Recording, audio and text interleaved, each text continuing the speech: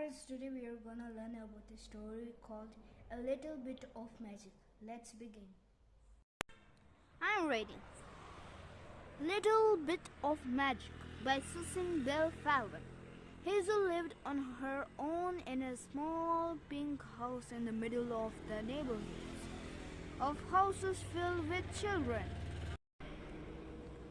Hazel was never too busy for a round of hopscotch, a hand of goldfish, or a bit of finger painting. Whenever a child of the neighborhood was a bit hungry or sad or felt a little forgotten, Hazel's house was the place to be. If you were having a bad day and no one else would understand, Hazel would understand and make it better. In fact, if you were in to look at Hazel's house, you would think it was full of children. For the space on her refrigerator had been taken up long ago with paintings and drawings that children had given her. The collection grew to cover all the walls in the kitchen. The children who loved Hazel so were always making her gifts. So Hazel found more space on the walls of the living room. Soon the hallway was covered too.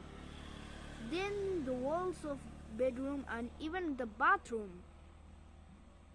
Everywhere you looked there were paintings of butterflies, rockets, paper, snowflakes, Santa with cotton braids, glittery hot paper chain and tissue paper spring flowers. Mothers would shake their heads and say, "Hazel, very soon you won't have any space left in your house for you. Why don't you get rid of some of these pictures?" But Hazel would always smile and says, "When a child makes something for you, a little bit of magic goes into it. Everywhere you looked, there were paper sunflowers in crooked pots, angels made from paper rolls, blue felt elephants with googly eyes, clothespin toy soldiers, and painted clay snowmen." Hazel would smile and say, "When a child makes something for you, a little bit of magic goes into it." Time passed. Children grew into adults and moved away. Hazel's leg got in stiff to play hopscotch and she became tired. Still, Hazel often looked around her house, full of things that the children had made for her. Her heart was full of memories and she could still feel the magic of children's gifts quite within them. Then, late one night, Hazel was woken up by a rustling sound. She opened her bedroom curtains and looked out over the street. She rubbed her eyes. Surely, she must be dreaming. But there, a majestic as a castle, stood a tall ship.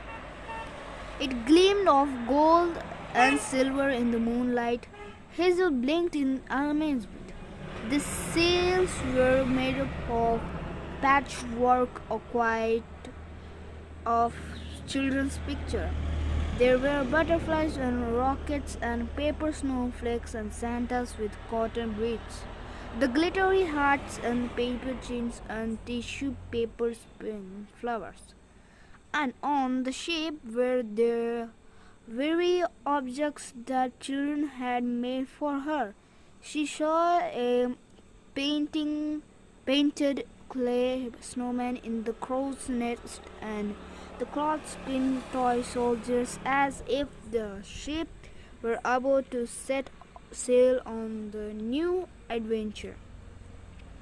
The painted clay snowman saw Hazel peering out of her window and smiled. beckoning to her. Hazel realized her legs were no longer stiff. She was no longer tired, trembling, but unafraid. Hazel climbed aboard. The ship was gently drifted off into the sky. Hazel gazed down at the little pink house and lights of village growing smaller and smaller as the ship rose up. Hazel's eyes sparkled as she nodded and waved hello to her family and friends as they crowded around her heads.